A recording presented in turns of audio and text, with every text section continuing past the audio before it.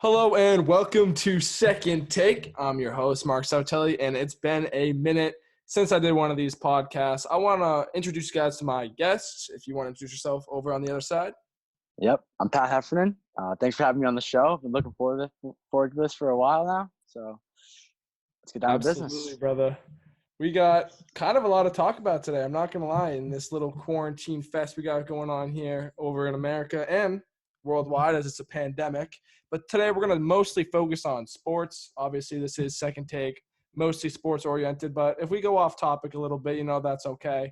We're just here to entertain the people back home and give them a little something to listen to while they're out there quarantining in their homes. So the first topic I kind of want to jump right into is the idea of major league sports, including the MLB, NHL, and NBA, possibly thinking about the idea of having games without fans.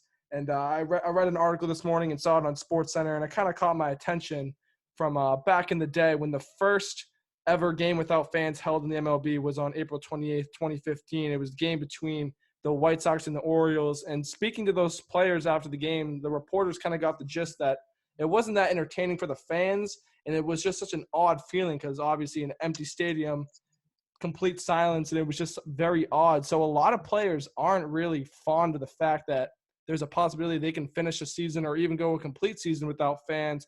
Pat, I want to hear your take about no fans in Major League sports. Well, in my opinion, it just wouldn't be the same. Even the players themselves, with no fans, the atmosphere is completely different.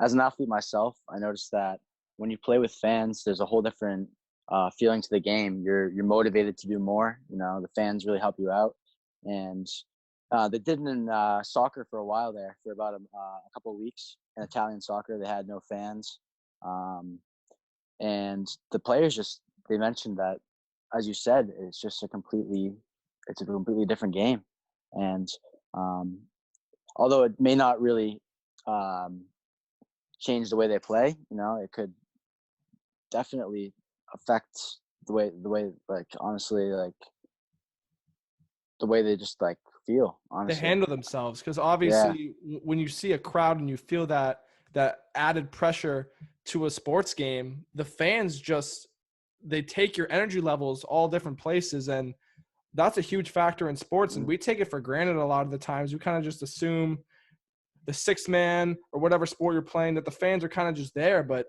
honestly they play a pretty big role not only in the outcome of the game but the feel of the game as well, and the experience, because at the end of the day it's sports. You're supposed to get something out of it. It's an experience for the fans and the players.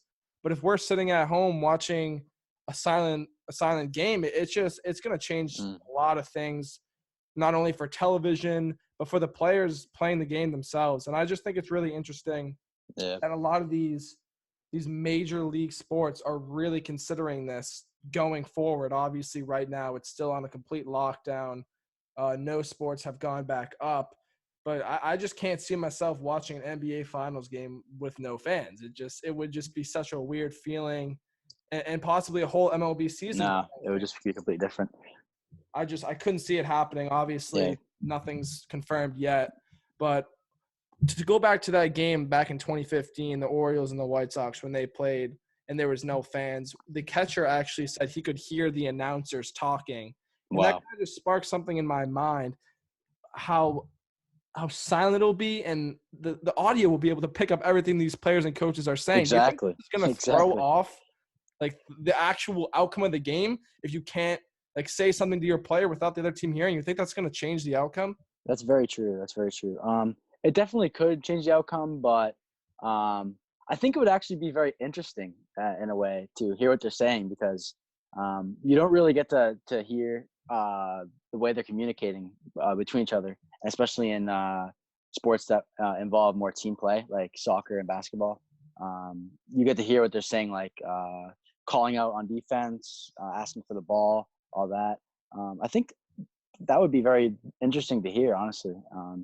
But I don't think it would necessarily change the way that the rules would go, or it wouldn't give anyone a real advantage. I definitely feel that for most sports. I feel like maybe for baseball, because I feel like there's a lot of communication that kind of goes on in the dugout, between the players and coaches. It's just going to be everything's going to be even more still in an already still game. So, I mean, obviously there has been one baseball game played without any fans. But overall, I think it's crazy, and I want to get into some reactions from the players, and obviously one of the biggest names on the planet being LeBron James. And he said, "quote He ain't playing if I ain't got fans in the crowd." And obviously, the face of the NBA already kind of laying his foot down in his opinion. Obviously, he doesn't have the final say, but it's just interesting to hear what players have to say, and a lot of the MLB players themselves recall back to that game, say they didn't enjoy it, and just say it's not really a good idea for anyone moving forward. And obviously, safety will go first. But if any of these seasons do continue in the near future, it'll be very interesting to kind of see what happens. If you have any final kind of topics or things to say on this, just let it out, man, because I think it's Honestly, really interesting.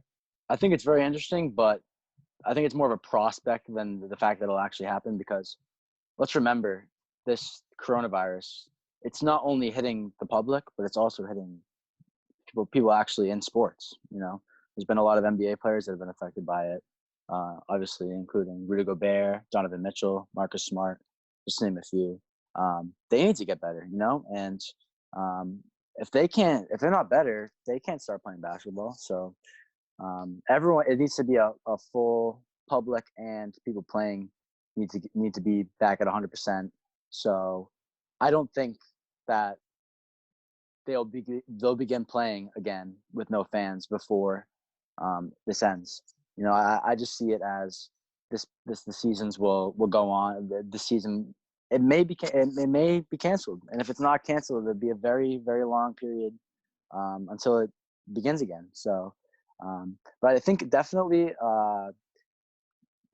I don't believe there will be a period where there'll be no fans.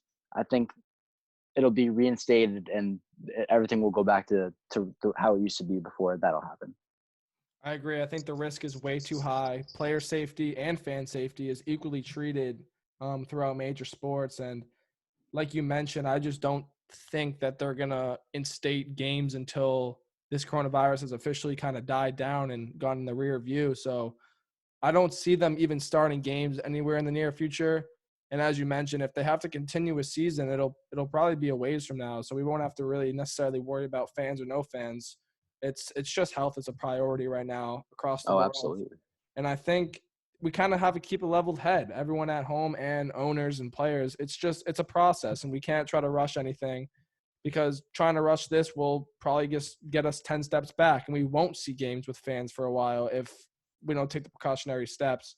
But I think as of right now, considering all the circumstances across the world, I think players, athletes, and fans at home are, for the most part, taking necessary steps towards finding kind of a balance. And within no time, in my opinion, we're going to see sports again. This is all going to be a thing of the past. Obviously, it's going to affect us for a little while, but sports will resume without question when the time comes.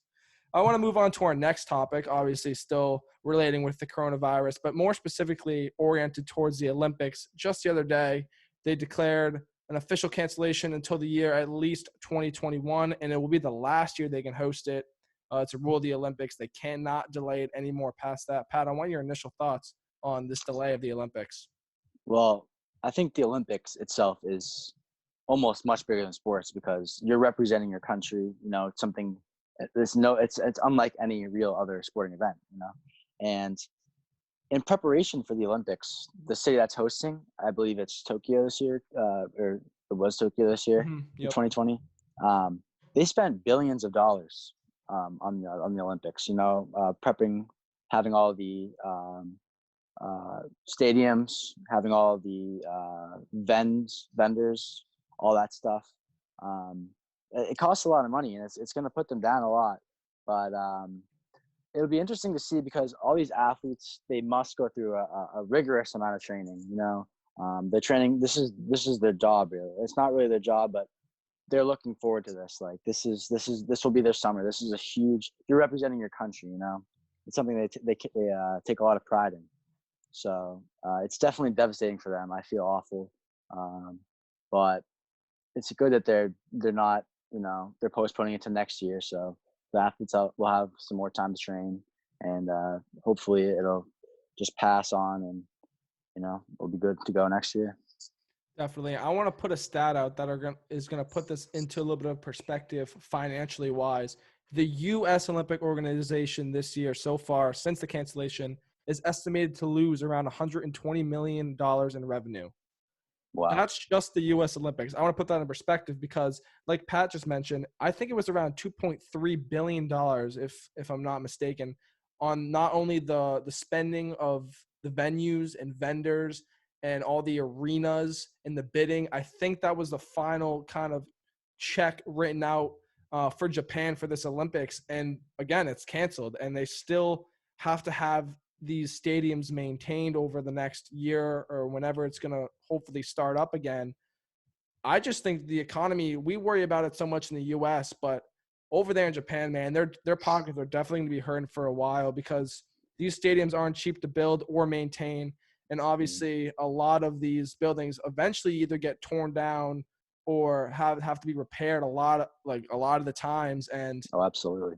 if they have to keep the stadium up for an extra year, it's just the budget is just going to go out of proportion for Japan. And obviously you feel bad for the athletes, but you also have to feel bad for everyone putting in work over there and trying to get this event ready for it to kind of just crumble at their feet. And I mean, I hate to get all financial, but I don't know what the result is for the people who got to get paid, for not only Americans and people across the world, but the people over there in Japan. This is obviously an issue economically. Mm. And it's definitely something that needs to be solved, and a lot of countries are taking initiative for that.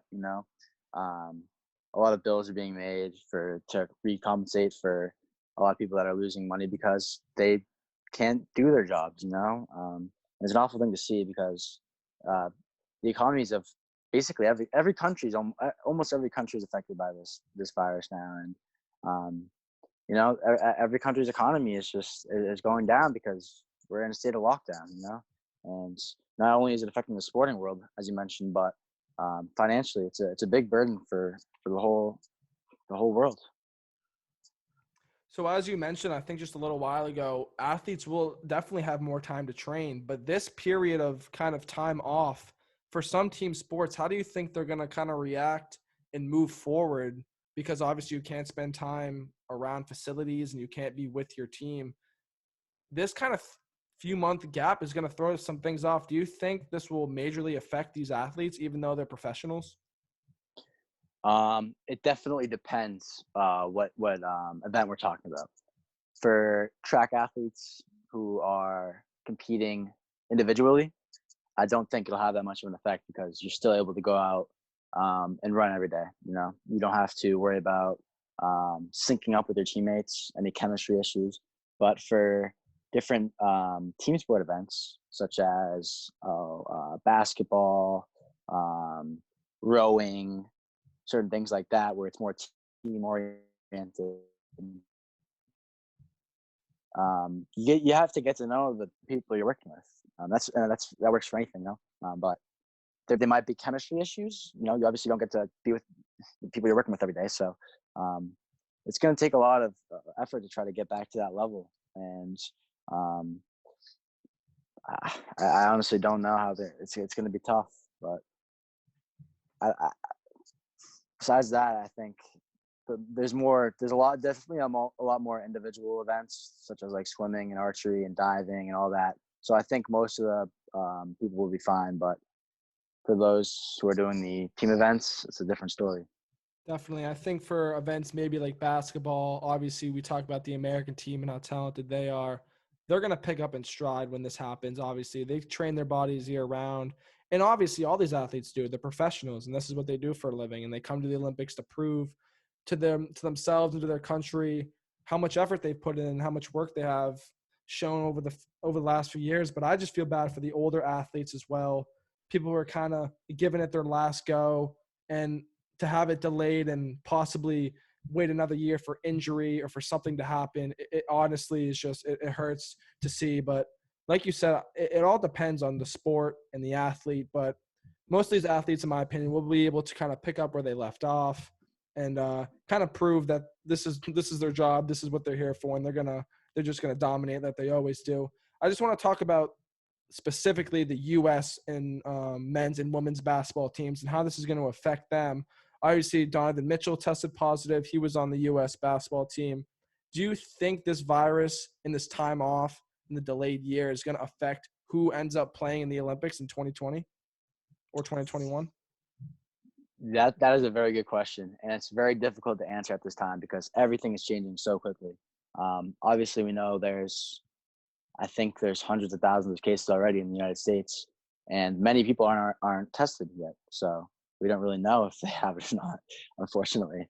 But like you said, Donovan Mitchell has it. He's on the USA team. Marcus Smart has it. He's on the USA team. But luckily, the US is very equipped with a lot of fantastic players. So event-wise for winning, I don't think there's going to be a problem. But like you mentioned, a lot of people are going to be out.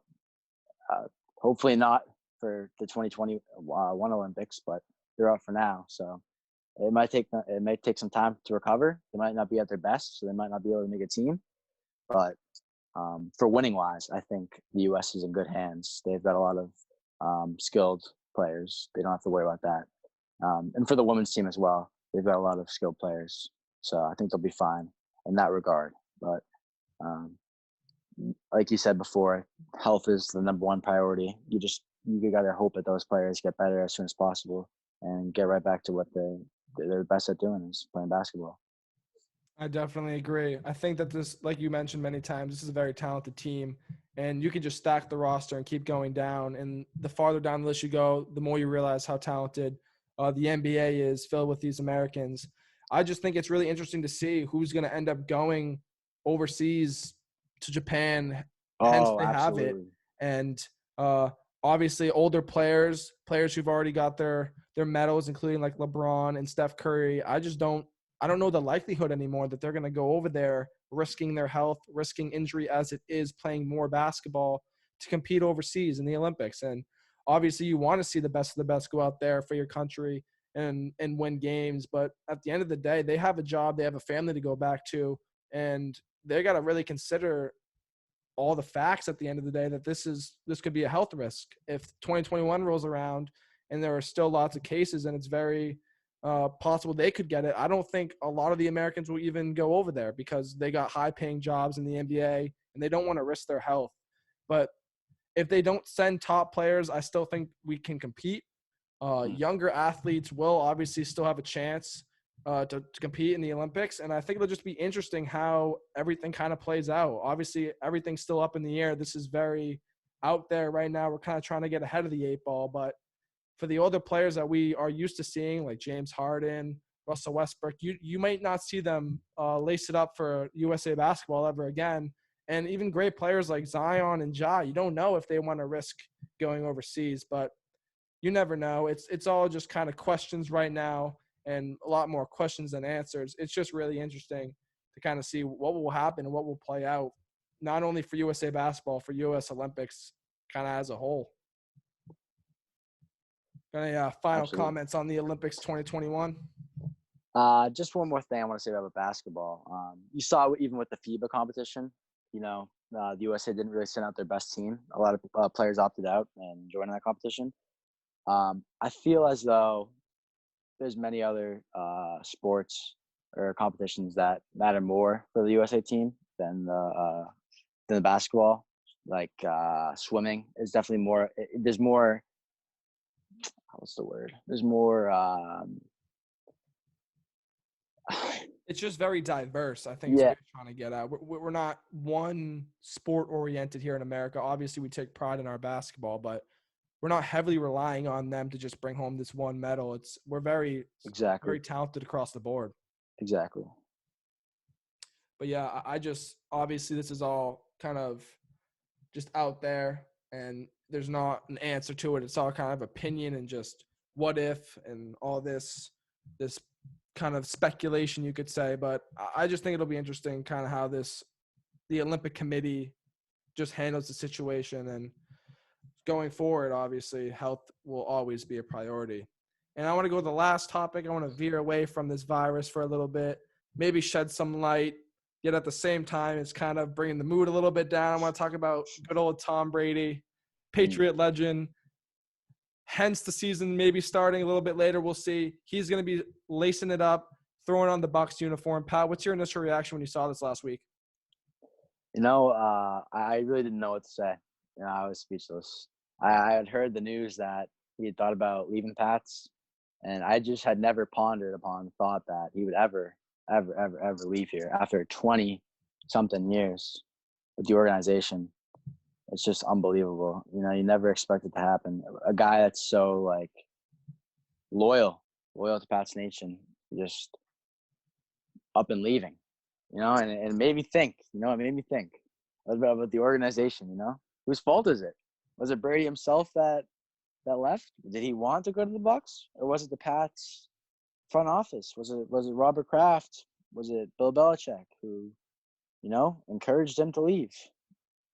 That's a point we don't know right now, but many people are holding their opinions on that, and they have very strong opinions about it. But either way, he's gone. We're gonna have to face the fact that he's gone. He had a very incredible career here, 6 Super Bowl rings. He made 9 Super Bowls. He played 18 so seasons with us. That's basically half the time he played. He made the Super Bowl, which is insane. But we have to move on. We have to find a new quarterback. He's with the Buccaneers now. There's nothing we can do about it.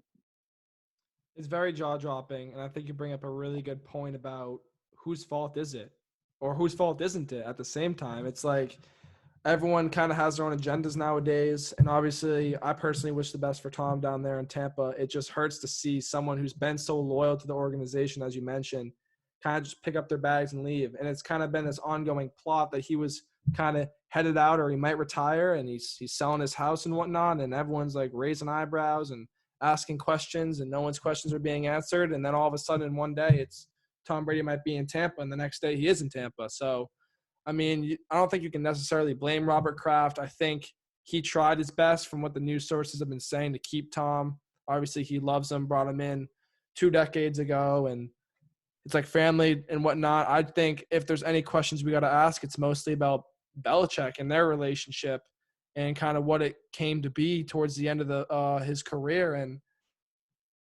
obviously you don't want to disown Bill Belichick, but at the same time, I think he's out to prove himself over there in Tampa. But that being said, do you think he's going to have any longevity or any success over there?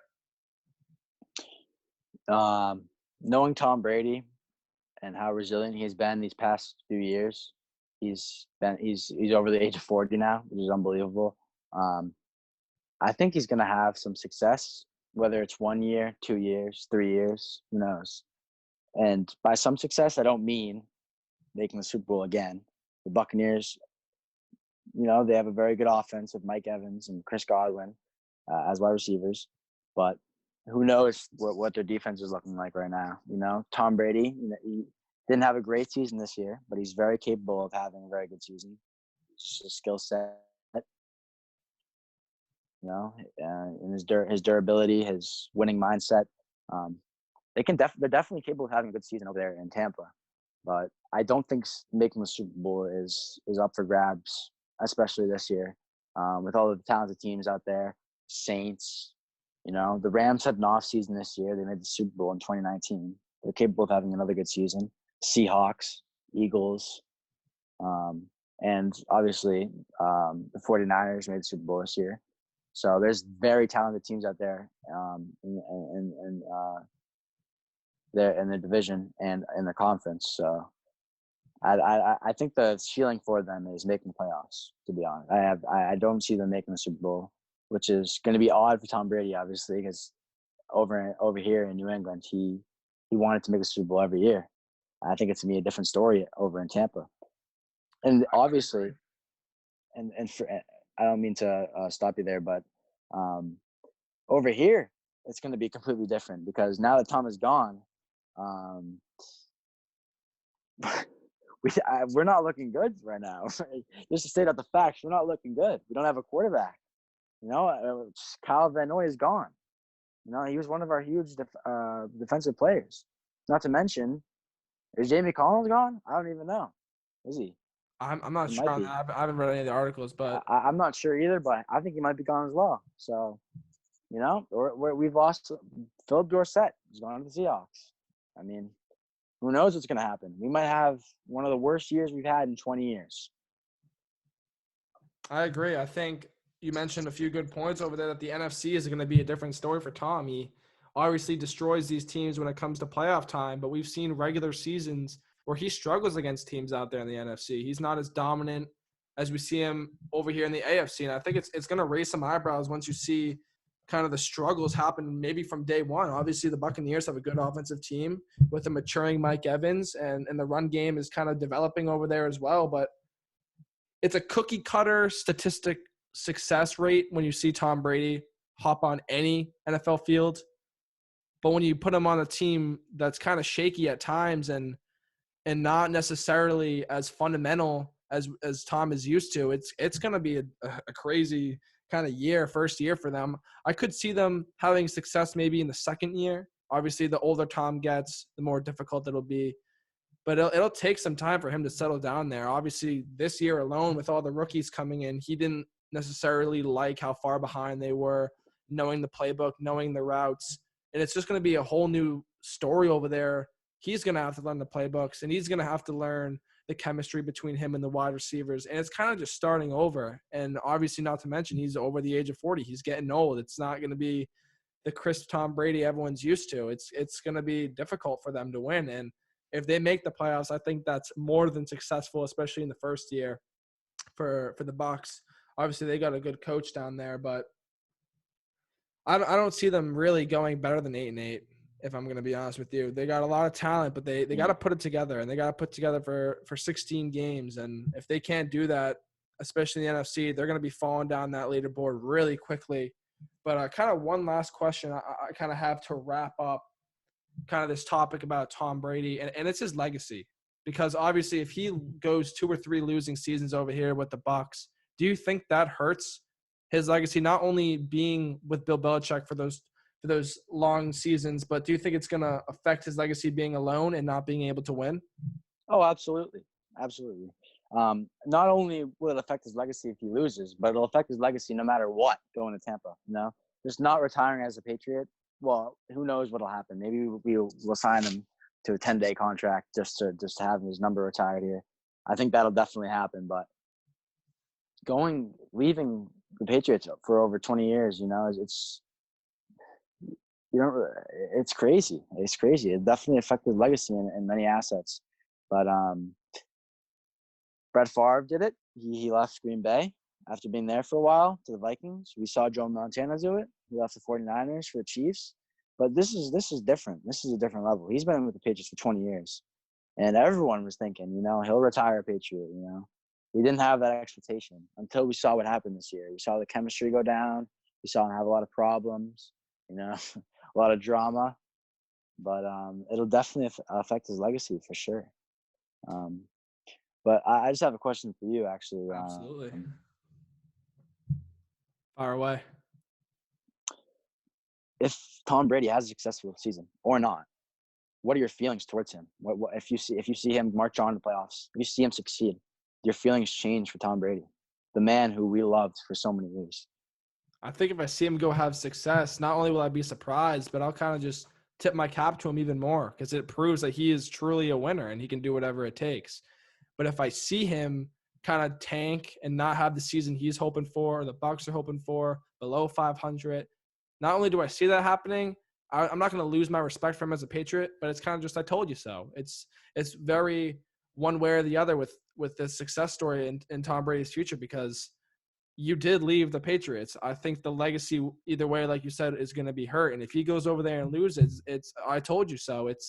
You should have just kind of quit while you were ahead and just left it where it was. And times were good here in New England. Even in quote unquote the worst season ever, we made a playoff run. And a lot of teams can't even say they've made the playoffs over the last decade. Meanwhile, Absolutely. the last 2 decades, he's been dominant. So I would not necessarily be surprised to see him not have a good season over there.